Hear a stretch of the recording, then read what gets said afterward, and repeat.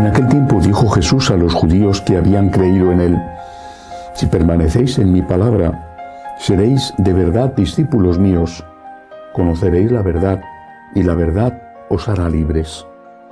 Le replicaron: somos linaje de Abraham y nunca hemos sido esclavos de nadie. ¿Cómo dices tú, seréis libres? Jesús les contestó: en verdad os digo, todo el que comete pecado es esclavo. El esclavo no se queda en la casa para siempre, el Hijo se queda para siempre. Y si el Hijo os hace libres, seréis realmente libres. Ya sé que sois linaje de Abraham. Sin embargo, tratáis de matarme, porque mi palabra no cala en vosotros. Yo hablo de lo que he visto junto a mi Padre, pero vosotros hacéis lo que le habéis oído a vuestro padre. Ellos replicaron: nuestro padre es Abraham. Jesús les dijo: si fuerais hijos de Abraham, haríais lo que hizo Abraham. Sin embargo, tratáis de matarme a mí, que os he hablado de la verdad que le escuché a Dios, y eso no lo hizo Abraham. Vosotros hacéis lo que hace vuestro padre. Le replicaron: nosotros no somos hijos de prostitución, tenemos un solo Padre, Dios. Jesús les contestó: si Dios fuera vuestro Padre, me amaríais, porque yo salí de Dios y he venido. Pues no he venido por mi cuenta, sino que Él me envió. Palabra del Señor. Gloria a ti, Señor Jesús. Hay dos conceptos que se usan en teología, sobre todo en los últimos años: el concepto de ortodoxia y el concepto de ortopraxis.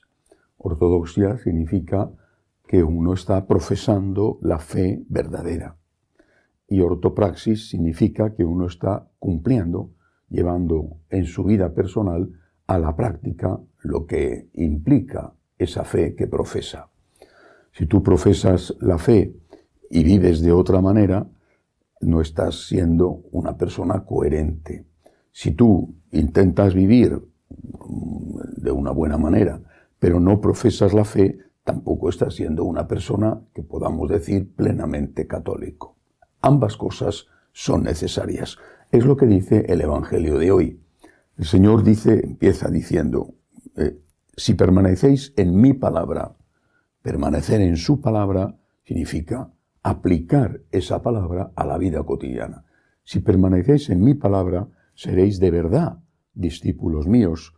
Conoceréis la verdad y la verdad os hará libres. Y luego a continuación añade: todo el que comete pecado es esclavo. Necesitamos las dos cosas. Necesitamos profesar la fe verdadera, porque esa fe, la verdad que está contenida y expresada en esa fe, es la que nos va a hacer libres. Pero eso naturalmente no basta, no es suficiente. No es suficiente creer lo que enseña la Iglesia hasta la última consecuencia si después no se lleva una vida coherente con esa fe que se profesa. Las dos cosas son necesarias, la práctica y la fe.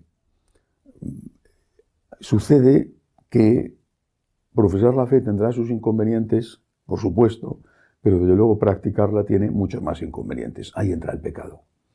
Ahora, si uno no sabe o no acepta las enseñanzas de la Iglesia, ¿cómo va a reconocer que ha pecado? Lo primero es la fe, y lo segundo, y como consecuencia, la práctica de la fe. ¿Qué fe vas a practicar si no conoces la fe? ¿Cómo vas a llevar a cabo una vida coherente con la fe si la fe en la que crees no es la fe católica, es otra fe? Puede ser que lleves una vida coherente con esa otra fe, pero no con la fe católica. Por eso lo primero es la enseñanza.